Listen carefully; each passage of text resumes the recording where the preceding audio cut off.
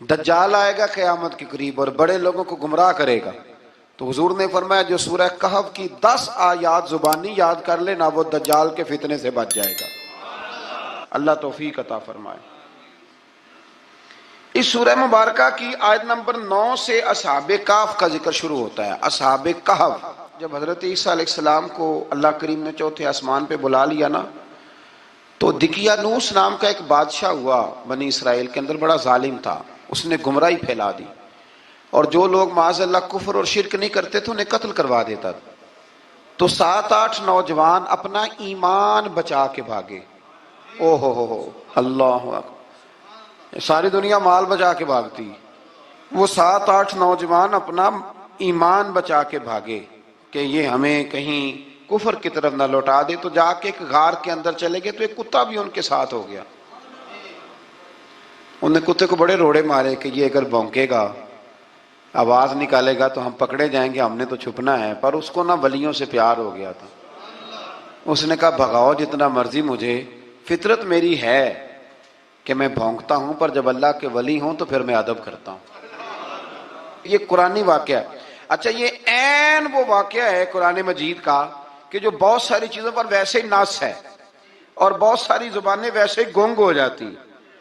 تو وہ 6-7 لوگ تھے، وہ چلے گئے غار کے اندر، جا کے انہوں نے پناہ لے لی. بادشاہ کو پتہ چل گیا کہ غار کے اندر ہے. اچھا اللہ کی قدرت، جیسے ہی داخل ہوئے انہیں نیند آ گئی،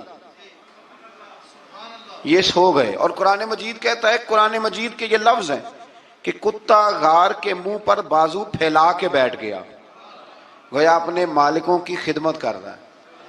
اب میاں صاحب کی ایک بات کر لیں درمیان میں. میاں صاحب فرماتے ہیں جنہ تنا وچ عشق نہ رچیا کتے ہونا تھی چنگے، اور چلو مالک دے کر راکھی کر دے صابر بھوکے ننگے. یہ دیکھو نا کہ اتنا تو ان کے اندر بھی کمال ہے. اپنے نا دونوں بازو پھیلا کے، کتا بھی غار پہ بیٹھ گیا. ان کو نیند آ گئی. بادشاہ نے پتہ کرایا کہاں بھاگ کے گئے، تو کہا وہ غار کے اندر ہیں. بادشاہ کہنے لگا کہ ان کی سزا یہ ہے کہ ایک دیوار چن دو غار کے منہ میں، غار کو ہی بند کر دو.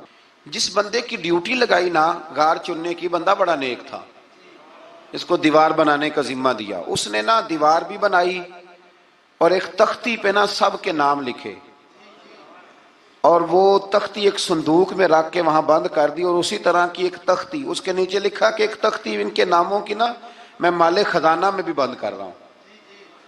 اللہ تبارک و تعالیٰ کی قدرت کے بعد مفسرین نے لکھا ہے وہ 100 سال تک سوئے رہے، اور بعض نے لکھا ہے کہ 300 سال تک سوئے رہے.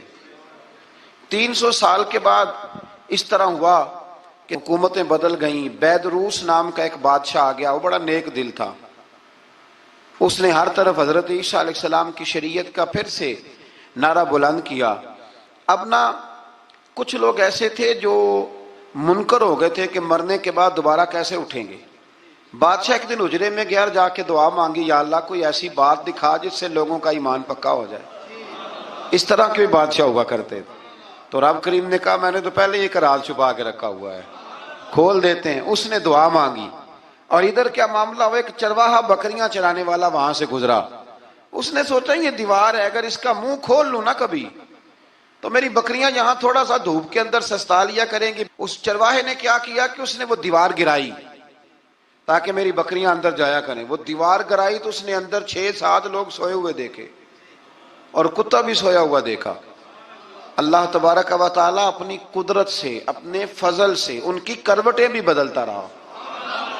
اپنی قدرت سے ایک طرف انسان پڑا رہے نا تو اعضاء گل جاتے ہیں، ان کی کروٹیں بھی بدلی جاتی، مناسب روشنی بھی دی جاتی اور حرارت بھی.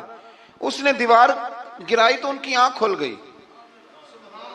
ایک دوسرے سے کہنے لگے آج تو بڑی گہری نیند سوئے ہیں یار، آج تو لمبی نیند پوری کر لی.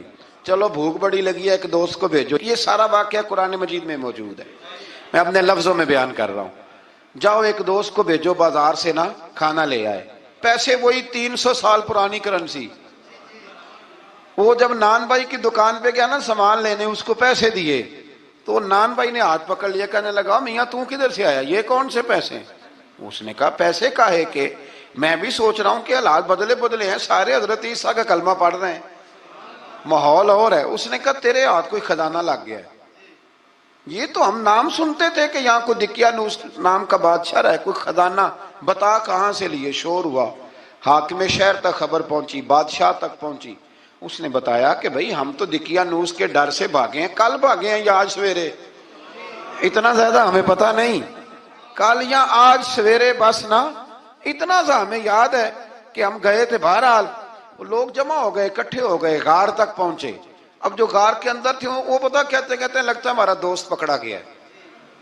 اب پکڑا گیا ہے تو اب بندے جمع ہو گئے، وہ اندر ڈر رہے تھے، تسبیح کر رہے تھے، اللہ کو یاد کر رہے تھے۔ ادھر یہ پہنچ گیا، جب ان لوگوں نے یہ جیتا جاگتا رب کے فضل کا نمونہ دیکھا اور بادشاہ نے کہا کہ یہ کیا ہے، صندوق کھولا تو اس کے اندر وہ تختی لکھی تھی کہ یہ ان کے نام ہے، یہ دقیانوس سے ڈر کے بھاگے ہوئے ہیں، یہاں یہ سو رہے ہیں، اور اسی کی ایک تختی میں نے فلان جگہ بھی دفن کیا، وہ تختی بھی وہاں سے نکل آئی۔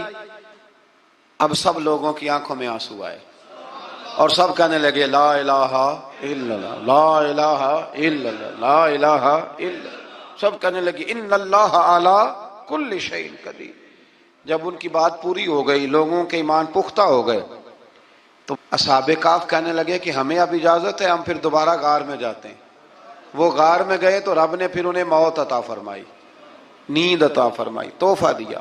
بادشاہ نے پھر اس کے آگے دیوار بنائی اور وہاں بادشاہ نے ایک مسجد تعمیر کرا دی، لوگ زیارت کرنے جاتے۔ یہ اصحاب کہف کا ذکر ہے۔ اب یہاں ہمارے مفسرین نے لکھا ہے کہ وہ جو کتا تھا نا، وہ بھی ساتھ ہی تھا۔ اللہ قیامت والے دن اسے انسانی، یا تو انسانی شکل ملے گی، یا جیسے رب کا فضل ہوگا رب کریم اسے بھی جنت عطا فرمائے گا۔ اس نے تبلیغ کی، دین کی، اس نے کیا کیا؟ تبلیغ کی، نمازیں پڑھی، روزے رکھے، حج کیا، 10 ہوتے صحیح اس کیتا کی۔ اسی آنکھیں نا خدا کے فضل سے ہم پر ہے سایہ غوث اعظم کا، ہمیں دونوں جہاں میں ہے سہارا غوث اعظم کا۔